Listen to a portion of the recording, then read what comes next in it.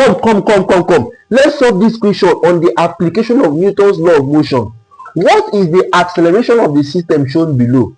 Okay, so what is the system shown below? The system shown below is an inclined plane with a pulley onto which two masses are being attached, and we can see the tension forces T. And one thing we know is that for this kind of system, the tension along the road are the same, and we can see this arrow showing us the direction of the motion of the masses. So how can we calculate the acceleration of this system? So let us dive right into it. So if you see this kind of question in your exam, it is very simple. All you need to do is to approach the question using each mass one at a time, and later on you combine them using simultaneous equation to solve them. All right, so let's look at it. So for 20 kilogram mass, okay, for 20 kilogram mass, what do we notice?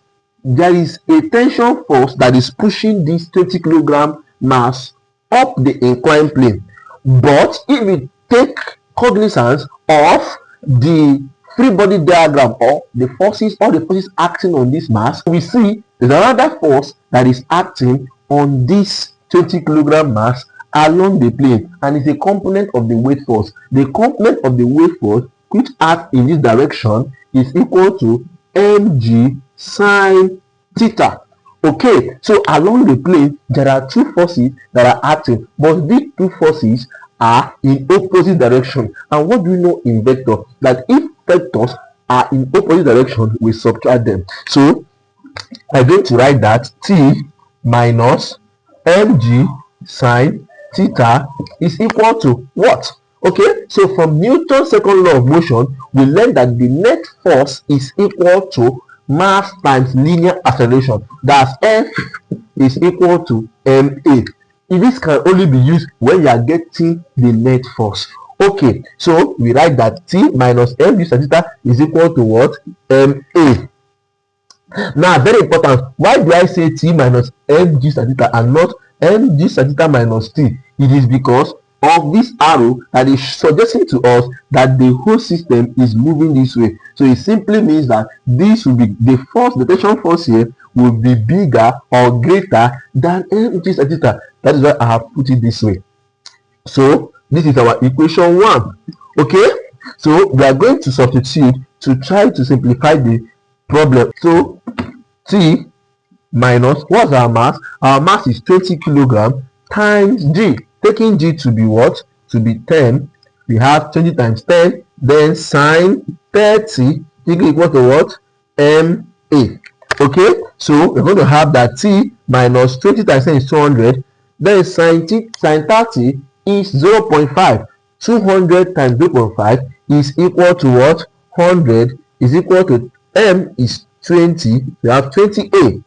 Okay, so I think at this point we can say that we have simplified this equation 1. So what I will do, I'll still leave it as equation 1. Is that taken? Okay, so after we are done with mass 20 kilogram, we're now going to work for 30 kilogram mass. So for 30 kilogram mass, we're also going to consider it and take the free body diagram, noting all the forces acting on it. So you can see that the tension force is acting upward, and since this mass is hanging, there must be a weight force acting on it, and the weight force is always directed downwards. So weight force is equal to what?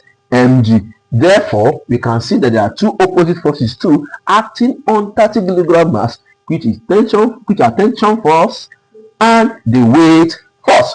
All right, so we also apply the same principle. Now we can see that the object 30 kilogram mass is also moving in this direction. So we have that mg, right, minus t is equal to ma according to Newton's second law of what? Motion. So mg is minus t is equal to ma. What is our m in this case? It is 30, and if we take g to be 10, we have 30 times 10. So we have 30 times 10 minus t is equal to 30a. Okay, so 30 times 10 is equal to 300. So let me complete the solution here.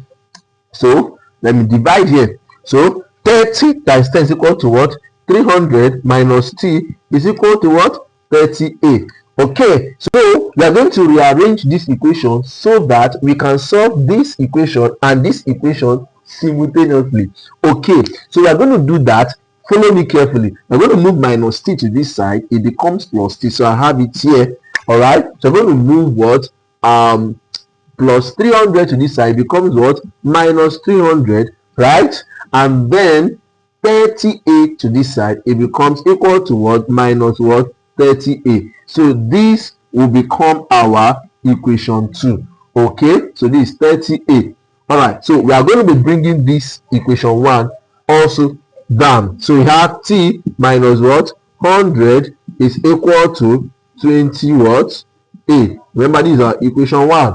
Okay, so we solve this simultaneously. So we can see that if we subtract these two equations, that t will cancel out. T minus t is equal to 0. So we have minus 300 minus 100. So that will give us, let me do it here. So minus 300 minus 100. So minus times minus is plus. So we have minus 300 plus 100. And that will give us what? Minus 200. So we have here minus what? 200. So we have minus 30a minus 20a. So that's going to give us what? Minus 50a. Good. So we're going to divide both sides by minus what? 50. By minus 50. Okay. So this will cancel. And then this will cancel. 5 here is what?